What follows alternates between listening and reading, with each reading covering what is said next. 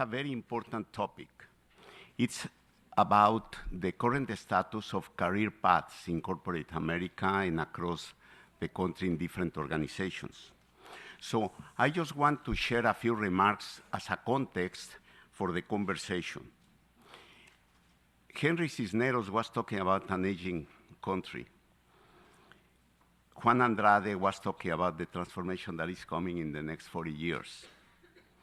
Well, there is one very important element that results of all that.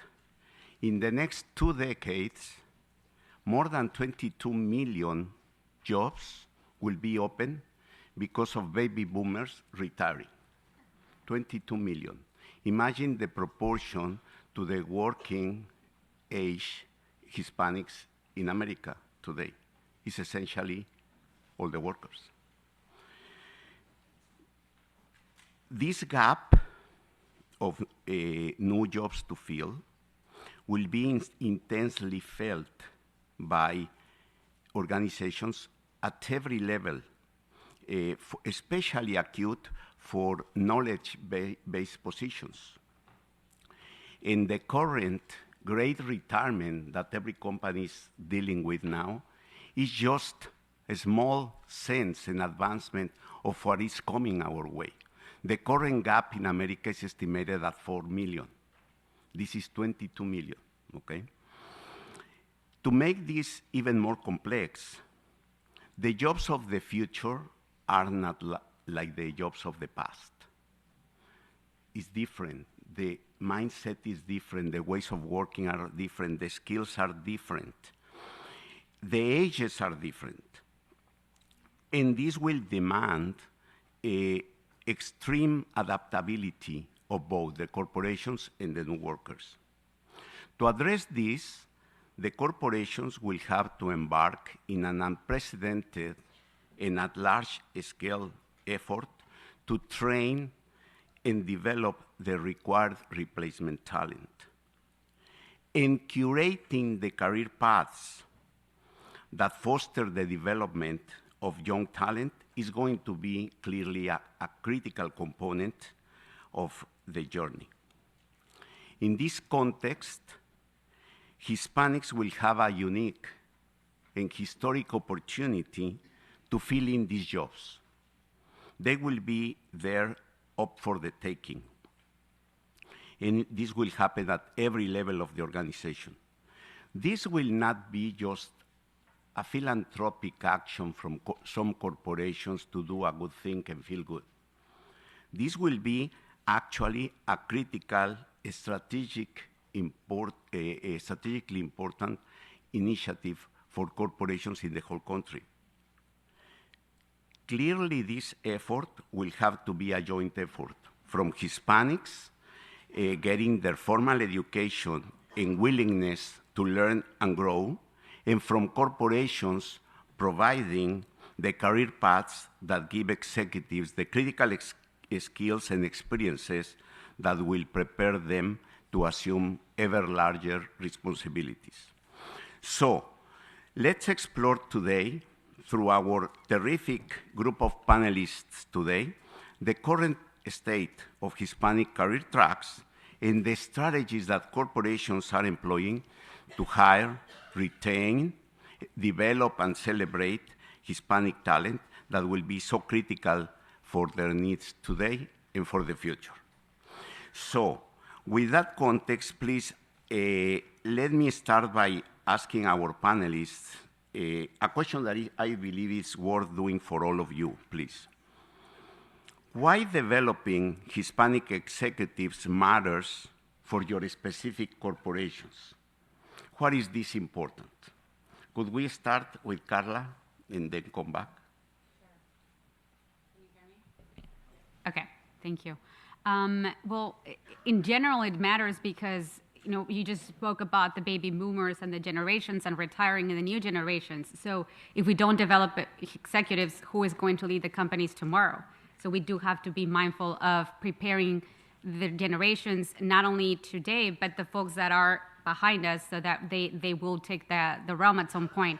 But specifically at NRG, Well, our CEO is Mauricio Gutierrez. He is Hispanic, and Claudia's nodding, and we knows him well. It matters to him. There's a reason why we're here. We're representing here. We sponsor this type of activities. It's because it matters to him. It matters to our industry. We're Houston-based. We're, Hispanics are 16% of our employees, and that is the largest represented group in the company. So if we don't do something to prepare them, those numbers are going to change, and we don't want that. I will echo the same sentiments that Carla just shared. We think about representation, we think about the clients and the communities that we serve, and in order to gain the trust, right, of those that we serve, the people we partner with, it's critical to have representation all the way up to the executive level. And so without that, you can't remain competitive in this market segment. You lose business, and that's something that I think, to your point earlier, is not just about a good feeling, right, anymore. There's a business case, right, as to why we need to develop Latino talent in the organizations. JC. So the question is, why do we think that Hispanic executive development matters? And I'm going to say to you that after what you saw this morning, is survival. But not survival of us, survival of corporate America. When we think about 62 million Latinos, let me try to put that in perspective. There's more Latinos in America than Canadians in Canada, or Australians in Australia. The US is the second largest Spanish-speaking country in the world, the 5th largest economy. So I think it's survival. If companies do not wake up, they're not going to survive, because the client of today and the client of the future is Latino. So the leadership must reflect that, the mid-management must reflect that, and the board of directors must reflect that.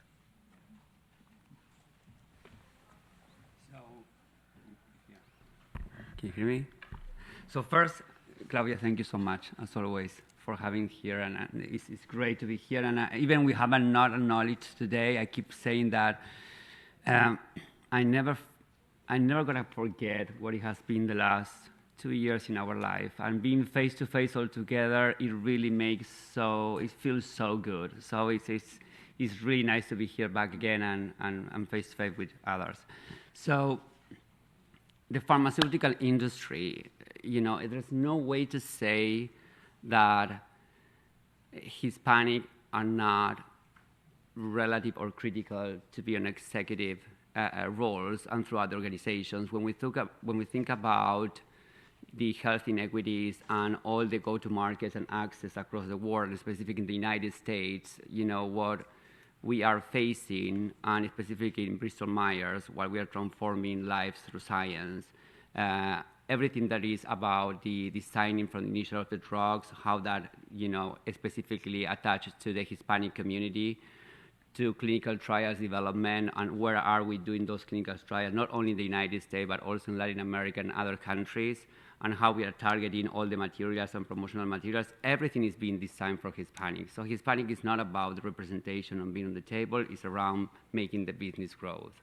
And so I think that we need to move beyond of just obviously, having the seat on the table, we need to earn it, but this is, going back to survival, this is about moving the business and growing the business in the future, and also making sure that when you have a drug that can cure cancer, you are responsible of making sure that that drug is in the hands of any patient available. So that is what matters, and that's what, I think when we look at the Hispanic and what represent is what we're working for. Thank you, Fernando. There is a point that I think it's important that we all take away just from this first conversation. You have seen a diverse group of industries and leaders, everybody agreeing that it's not about philanthropy anymore. It's about being selfish for corporations to resolve their own future, not our future of the Hispanics. That comes as a byproduct. But given that, I when Fernando says in Claudia, and we all emphasize representation because that is an immediate goal. I just want to highlight for you that if you ask corporations in the Fortune 500 to estimate what percentage of their growth in the next decade will come from Hispanics, what you are going to find is that between 30 and 130%, because others decline. I did that exercise with PepsiCo, it was 60. I have a friend in Toyota, they did it, it was 120, because Hispanics are the ones that will be buying the new cars. So this is an ask that I have for all of you, is please take to all your corporations, wherever you are, that this is a business imperative for the organization. Talk about the Hispanics as a result of that, but let's talk about the objectives that each organization has. I think that's where the real traction on the corporate world can start. So with that, I would like to make a question maybe to Nalleli and Fernando. We saw earlier today that Hispanics are a growing and young population. How do you think this will impact the corporate strategies to reach and develop the Hispanic workforce? Could you help us here, Nalleli, Fernando? Absolutely. I think companies have to mirror the clients and the communities that they serve. It is essential when we think about the partnerships and the growth of the business. And, in order to remain competitive in this segment, we do have to have a targeted strategy, a very pointed strategy with goals, like our last speaker was talking about. And for us, at Bank of America, that's critical. We are 19% representation for Hispanic and Latinos, and that's driving or ahead of the industry benchmark. And if you think about that, with Bank of America, we bank 1 in 2 households. And that is, I'm going to look at my notes here, 13 million Hispanic and Latinos. Of that, 1 million are business owners, and for the most part, they speak Spanish. And so if you think about the workplace and you think about the representation, you have to have it at the table. So that way, you're able to engage and drive the business forward. I also think it's important in terms of representation to have it at the most senior level, and that's the board of directors. I think Fernando touched on that a little bit. It is critical that the people who are at those tables understand where we come from, understand what our pain points are, what our needs are. And if we don't have that at the table, then you're going to miss the mark. And so for us, we're excited to say that 50% of our board of directors are diverse, and we do have 2 Hispanic Latino council members, which is few in between the top Fortune 500 companies. And the last thing that I will say in terms of strategy, I think it's important to partner with external organizations like the ones that we're partnering today. And the importance of that is that these organizations are going to educate us on the needs, right? We don't know it all. And I think having different perspectives on how we can serve our communities, what are the needs, and how we can develop them, and also attract talent. That is critical, to build a pipeline as we partner with external organizations like this one. Thank you, Nalleli. So, a couple of things. I think is one of the inflection points, and Dr. Robert Rodriguez is here, and he will know he's one of the best ones to explain to the corporations around the stereotypes. There is a lot of stereotype around the Hispanic talent, and it's something that we need to continue to elevate awareness. So I think that we need to educate people. People are in the dark, and when they are on the light, then we can condemn them in a good way, So it's like when they are ignorant, you can't do anything. But when they know, there's no excuse. So I think that the continued education has to be there because there is still a way to go. Now, every company is going through digital transformation. There's no one company that is not even working e-commerce or whatever means from digital transformation. And we are, from a generation perspective, like the Hispanic are the most biggest users across the world on digital. So I always said to the business when we are talking about, when we need to upskill the workforce and change the go-to-markets, look, this is where we need to go. This is where the talent is. These are where the skills that we need are coming from. And I think that's where the generation is coming from, a position of strength. The new generation, and specific, the Hispanic and Latin, are coming with a strong digital acumen, which is critical for the future of the corporations. I really like that when we think about the new workers being young, sometimes the perception is that, well, they don't know what the senior leaders know. But the point that Fernando is just making is he's turned it around. It's actually, it may be an advantage. You can turn it to your advantage and skip some of the learning processes that we had to go through, and you can just go directly to the end of the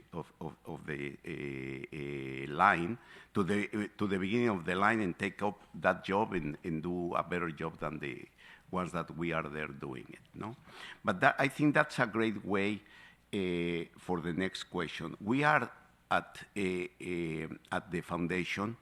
We are all human, all about action and traction, results. We are passionate about that. So let's get a little bit into the house. What are some of the best practices that you are applying in your organization to develop Hispanic talent today, building for the now and for the long term? Can we start with you, Carla, again? Sure. At NRG specifically, we don't have a specific program only for Hispanics and Latinos, and it's something that we've discussed, we've explored. It's a little bit more complicated than that, but we do have programs specifically for diversity and inclusion, and there's specific, to address some of the needs that each group has, because one thing that we've discussed plenty is the starting lines or points are not the same for one group versus another. And so even within Hispanics and Latinos, I am aware that my starting point may not be the same as somebody who has no experience in corporate America or did not have a certain level of understanding of the language. But putting that aside, we do have programs that address some of the needs to develop employees. So we have, for example, the Emerging Leaders Program that provides specific opportunities for rising stars, where we see the potential, and to develop them, connect them with specific projects and leaders so that they are exposed to other kinds of leadership. We also have training and development that are more to NRG, like we call them the NRG IQ sessions. Each division trains people on, and these are open to everybody, where they train specifically on what they do as a division. They can also share career paths that are available within those groups. And of course, we have, as plenty of the organizations represented today, we have business resource groups. And we do have an OLA one. It was the first represented group at NRG, and we feel very proud. It's over 200 members now. It's growing strong. And so that one does provide specific opportunities for mentorship, for training, for workshops, connecting to organizations for Hispanics and Latinos. And so I agree with all of that in terms of training, targeted, plans for diverse employees. But I also think that it is important that we have a focus on retention. And Claudia, you just recently mentioned that, right? It is important that, as we invest in the talent, we spend the time training and development, that we also have a strategy of retention, because you don't want to waste that time up front. And then, a couple of years later, you don't see sort of that middle management then growing into sort of that senior level role. And so at Bank of America, we're certainly investing in the workplace. One, I think it's important that we invest in a workplace where, our employees feel included. It's important that, we can bring our whole self to work, because it is taxing, when we, have to come in and, have to show up differently than you show up at home. Sometimes my husband, when I come home, they're like, wait a minute, I want Nalleli to be here, and I still have like my corporate voice, and and I think it's important that we're able to come home, to be in the workplace and be ourselves. And so what we do, it starts at the top. Our Global Diversity and Inclusion Council is head up by our CEO, and that's critical. It has to come from the top of the house. The culture that we're creating, that it matters, along with other senior business leaders, is really important, and that's something that we do at Bank of America. The other thing that I think is important is just, again, just emphasizing the partnerships that we have. We have over 200 organizations that we partner with. We recruit at 20 Hispanics serving institutions. To me, it's super exciting because I get to go back home to Puerto Rico and recruit at the University of Puerto Rico. And it's super exciting. Going back home, being an ambassador for Bank of America, and and really being able to, one, feel like my company cares about my people, right? And then I get the opportunity to then, go to these institutions and really educate them and like what's to come, because it is night and day, right? You think about going from the campo in Puerto Rico to New York City, quite the difference. It's not like recruiting at NYU, right? There's different strategies that you have to build. And what Bank of America has lent me in terms of like wanting to stay with the bank is that I get to contribute to that. And so I think that's really important. Finding organizations that you can partner with, schools that you can recruit at, and allow your employees to be able to contribute to your mission. And the last thing that I would say is creating sort of that safe space to allow all of us to get together, to have dialogue. We have 11 employee networks, one of which is Hola. And we essentially create the space for networking, to get together, to dance, to party, because we do spend a lot of time at work. And the other piece is just, as it pertains to these courageous conversations, we bring in partners and organizations. Recently, we partnered with the Smithsonian National Museum of American Latino, and we did a conversation about what is it to be a Latino in the United States.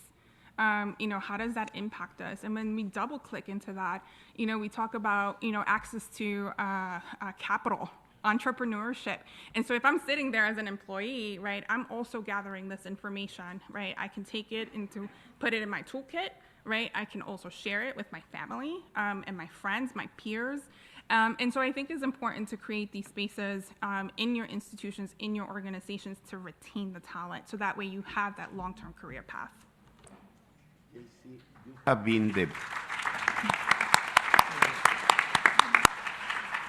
You have been the builder of McDonald's in Latin America and the top Latino leader in the global McDonald's.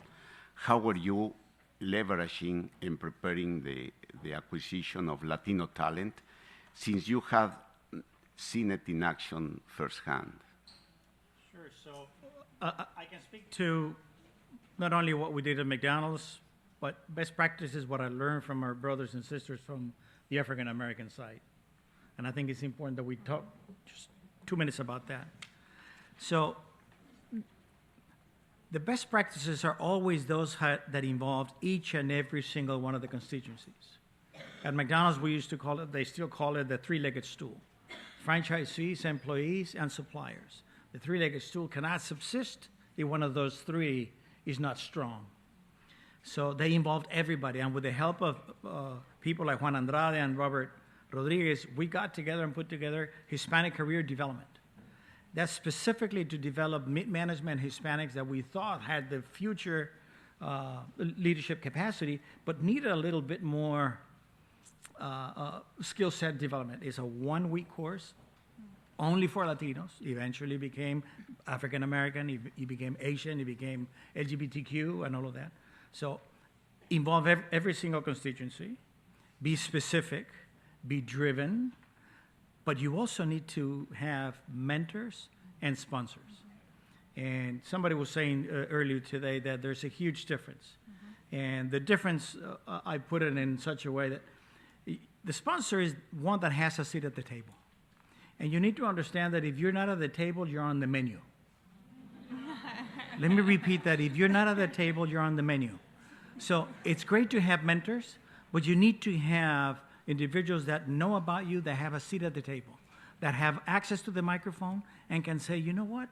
I know Nalleli, and I know that she can do this. It might be a little early for her, but let's take a chance. Let's do that.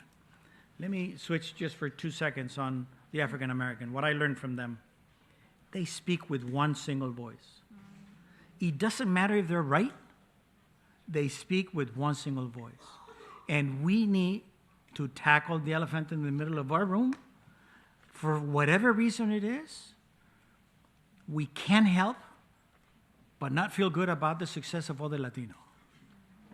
And I'm sure you have heard the story of the fisherman that is in Ensenada with 2 buckets. And he's catching blue crabs, but one has a lid and the other one doesn't. So somebody says, why do you have 2 different buckets?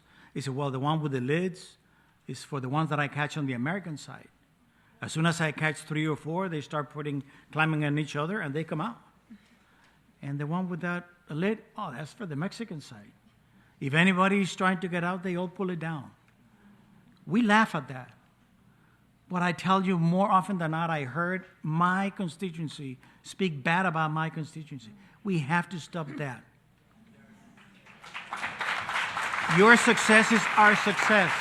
Your failure is our failure. And we need to see it in that fashion. Thank you, Jesse. Look, I said that. I think that they said it all. There you go. Thank you.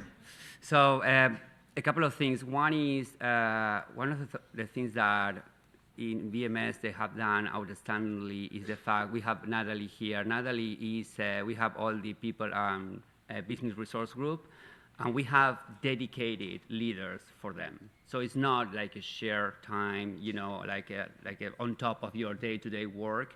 And Nalleli has done an amazing job on making sure that we have development program for Hispanic, that we have the right, you know, talent acquisition strategies, that we are developing the executive network. We have the sponsorship program, we have the mentoring program. So everything is in place. But one of the things that, you know, and this is beyond BMS, which I think is what you need to get very granular and unapologetic, is on the system. We have a systemic issue. And when I talk about systemic issue, is that we can have all the programs in place and everything, but if we don't change the process and the way of working, things are not going to change.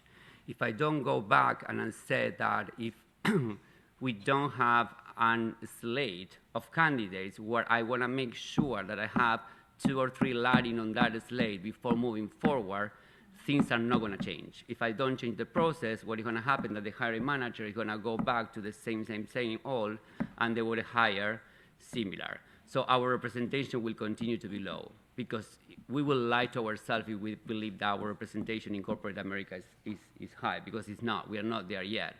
But if we change the way we work and we change the system behind that, that is going to make that it doesn't matter if we are there or not, things will continue to get to the right outcome. And that, you know, the changing of the slate, the changing of the hiring manager, the changing of the fact that it's not one person taking the decision of the hiring. We have, you know, making sure that you have a Hispanic also part of the panel, that you have an African-American part of the panel, that you have a female. So that, if we change the system behind and the way that we work, from a representation standpoint, we are not going to talk anymore, and we're going to focus on the outcomes. And we need to be unapologetic, because if we are like, you know, trying to make a little step there and not making the real change in the company, things won't work. You have heard great examples of what corporations are doing. But that is what the corporations can do to develop Hispanic talent. And it takes 2 to tango, right? So we Hispanics need to do something too. We have also a very important job to do. In closing, can you tell us briefly what do you think a Hispanic executive worker need to do on his own, to prepare for when the opportunities appear? Let me start with Fernando. I think that we still have that inner voice that keeps saying that we are not good enough, or that we need to work harder, or if you have a job, you have to be grateful. And I'm done, and I'm done. I'm totally done, you know, because we keep telling the story to ourselves, and when you tell the story to yourself, you believe that. And when you believe that, it's not about the other, it's what you are doing to yourself. So I would say, stop it. We are damn good, we are smart, we are capable, we are flexible, we can bounce back, we can see the opportunity, we are resourceful, we come from nothing and we make things gold. So, take the voice out of you and keep moving, be unapologetic, and you will get there. Yeah. Great point, thank you. Jason? You have to prepare yourself. You have to make yourself the unequivocal best choice for whatever promotion is coming up, and then produce. But you also have to be aware of the fact that you're coming in with a stigma. What they see when you walk into the room, when they read most of our last names, is a Latino. And unfortunately, they have portrayed us as lazy, as machos. We like fiestas and siestas and little things in between, right?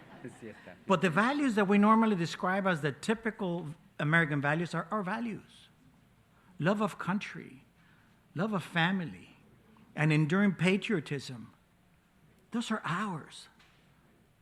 So use them to your advantage. Know that you're coming in, they look at you like that, prove them wrong. Prove them that you're there, not because of what you look like, but because of who you are. You have gotten that opportunity because you can produce, not because you're Latina. But you have to prove yourself, unfortunately, because people don't think that you can. Over my 30 years at McDonald's, the best results I ever got is when I had Latinos and Latinas on my side. Totally. Nalleli? The first thing is, when you are successful, bring people along with you. And I think it goes to your earlier point. You create followership, and that is something that you need as an executive as you're making decisions. You have to have that followerships, and you can only get that if the people who are with you can follow you and want to follow you. So I think that's very critical as you think about, your advancement as an executive. And I think the other thing is put yourself in uncomfortable situations. This was uncomfortable for me. I was like, oh my God, why did I sign up for this? All the way up to I got to this table. And I did it because I know I have to push myself.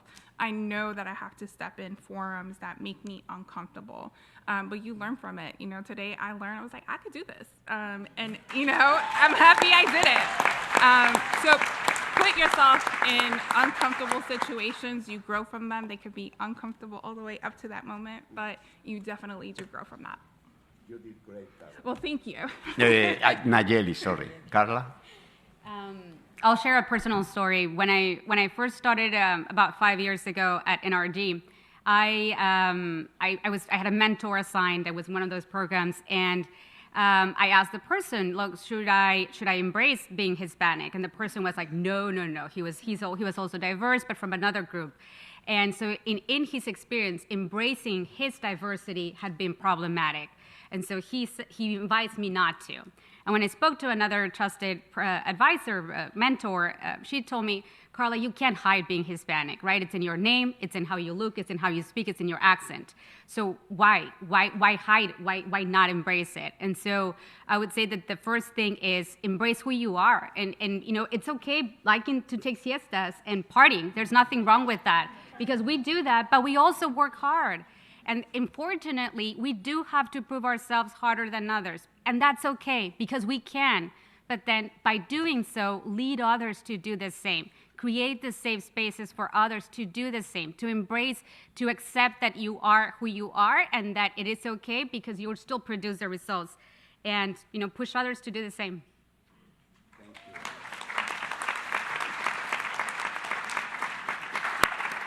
you. There you have it.